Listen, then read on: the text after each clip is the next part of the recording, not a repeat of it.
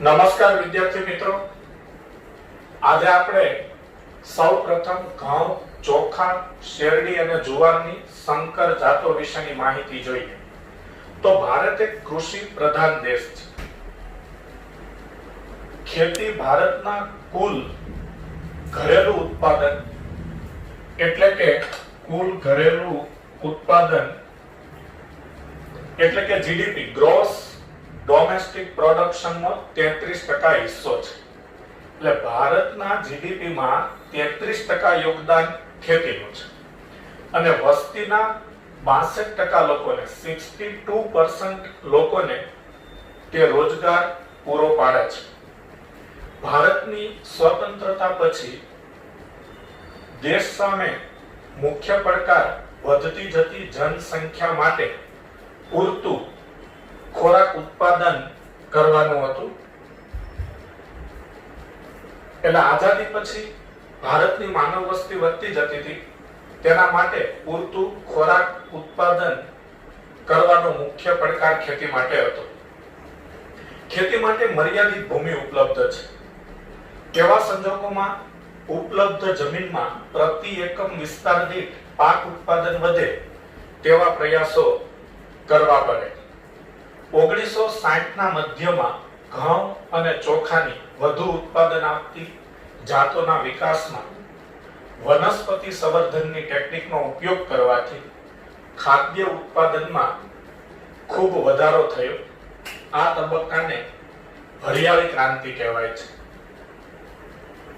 તો ઘઉં અને ચોખાની વધુ ઉત્પાદન આપતી સંકર જાત વનસ્પતિ સંવર્ધનની ટેકનિક દ્વારા 1960 ના મધ્યમાં વિકસાવવામાં આવી અને ખૂબ ઉત્પાદન ઘઉં અને ચોખાનું વધી ગયું. તો આ તબક્કાને હરિયાળી ક્રાંતિ કહેવાય છે. તો હવે ઘઉં અને ચોખાની સંકર જાત વિશે વાત કરીએ. 1960 થી 2000 ના સમયગાળામાં ઘઉંનું ઉત્પાદન 11 મિલિયન ટન થી વધીને 75 મિલિયન ટન થયું અને ચોખાનું ઉત્પાદન 35 મિલિયન ટન થી વધીને 89.5 મિલિયન ટન થયું છે. ઘઉં અને ચોખાની અર્ધવામન જાતોના વિકાસથી આ શક્ય બન્યું છે. તો 1960 થી 2000 ના સમયગાળામાં ઘઉંનું ઉત્પાદન 11 મિલિયન ટન થી 75 મિલિયન ટન થયું. એટલે લગભગ 7 ગણું ઉત્પાદન વધી ગયું અને ચોખાનું ઉત્પાદન 35 મિલિયન ટન થી વધીને 89.5 મિલિયન ટન થયું. આ ઘઉં અને ચોખાની અર્ધવામન જાત એટલે ઘઉં અને ચોખાની જે અર્ધવામન સંકર જાત વિકસાવવામાં આવી તેનાથી આ શક્ય બન્યું છે. અર્ધવામન જાત એટલે છોડ તેની સામાન્ય ઊંચાઈ કરતા થોડા નીચા હોય, વામન એટલે નીચા, પરંતુ તેમાં જે સૌથી નીચા છોડ હોય તેના કરતા તેની ઊંચાઈ થોડી વધારે હોય. એટલે એ જાતમાં જે અર્ધવામન જાત હોય, ચોખાની અર્ધવામન જાત હોય કે ઘઉંની અર્ધવામન જાત હોય, તેમાં જે સામાન્ય ઓછામાં ઓછી ઊંચાઈ હોય એટલે કે સૌથી નીચા છોડ થતા હોય તેના કરતા છોડ થોડા વધારે ઊંચા હોય પણ એની સામાન્ય ઊંચાઈ કરતા નીચા હોય એટલે તેને અર્ધવામન જાત કહેવાય છે. તો ઘઉં અને ચોખાની અર્ધવામન જાતોના વિકાસથી આ શક્ય બન્યું.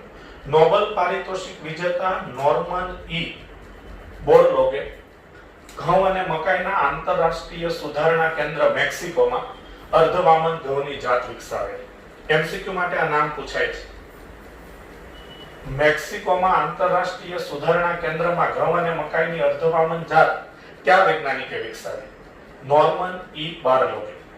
1963 માં ભારતના ઘઉં ઉગાડતા વિસ્તારોમાં વધુ ઉત્પાદન આપતી અને રોગ પ્રતિરોધક સોનાલિકા અને કલ્યાણ સોના જેવી જાતોને ઉગાડવામાં આવી. તો 1963 માં ભારતમાં ઘઉંની કઈ સંકર જાતો ઉગાડવામાં આવેલી? સોનાલિકા અને કલ્યાણ સોના. ચોખાની અર્ધવામન જાતો IR8 માંથી આંતરરાષ્ટ્રીય ચોખા સંશોધન સંસ્થાન international rice research institute IRRI Philippines ખાતે આવેલી સંસ્થા છે. આ સંસ્થામાં અને તાઇચુંગ નેટિવ 1 માંથી તાઇવાન ખાતે વિકસાવવામાં આવી. એટલે કે ચોખાની અર્ધવામન જાત ફિલિપાઇન્સ ખાતે IRR નામની સંસ્થામાં IRRI નામની સંસ્થામાં અને તાઇવાન ખાતે વિકસાવવામાં આવી. ફિલિપાઇન્સમાં તે IR8 માંથી વિકસાવવામાં આવી અને તાઇવાન ખાતે તાઇચુંગ નેટિવ 1 માંથી વિકસાવવામાં આવી. આ જાતોનો 1966 માં પ્રાયોગિક ધોરણે ઉપયોગ કરવામાં આવ્યો. એટલે કે આ જાતોને 1966 માં ઇન્ટ્રોડ્યુસ કરવામાં આવી. ત્યારબાદ ભારતમાં વધુ સારું ઉત્પાદન આપતી જયા અને રત્ના નામની ચોખાની અર્ધવામન જાતો વિકસાવવામાં આવી. MCQ માટે આ નામ પૂછાય છે, જયા અને રત્ના. ભારતમાં ચોખાની કઈ અર્ધવામન જાતો વિકસાવવામાં આવી છે? તો જયા અને રત્ના. MS સ્વામીનાથન નામના વૈજ્ઞાનિકનું ભારતમાં હરિયાળી ક્રાંતિમાં ઘણું યોગદાન છે. શેરડીની સંકર જાતની વાત કરીએ તો સેકેરમ બાર્બેરી મૂળ રૂપે ઓરિજિનલી ઉત્તર ભારતમાં ઉગાડવામાં આવતી હતી. તો શેરડીની કઈ જાત ઉત્તર ભારતમાં ઉગાડવામાં આવતી હતી? સેકેરમ બાર્બેરી.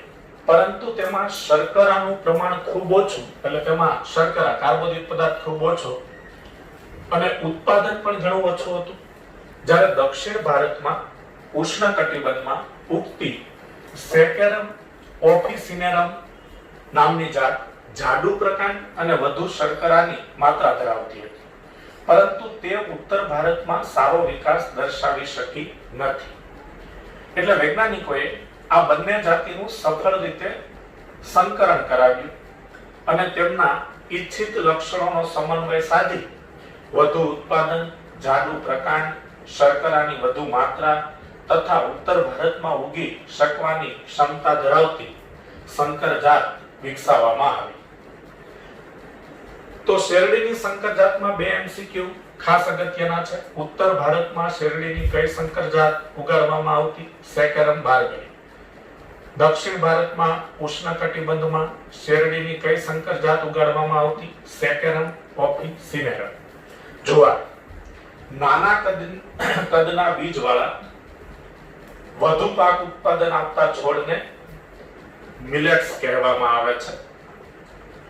ભારતમાં મકાઈ, જુવાર અને બાજરી આ બધા મિલેટ્સ છે કે જેના બીજ નાના હોય છે અને પાક ઉત્પાદન વધુ મળે છે. તો નાના કદના બીજવાળા વધુ પાક ઉત્પાદન આપતા છોડને મિલેટ્સ કહેવાય છે.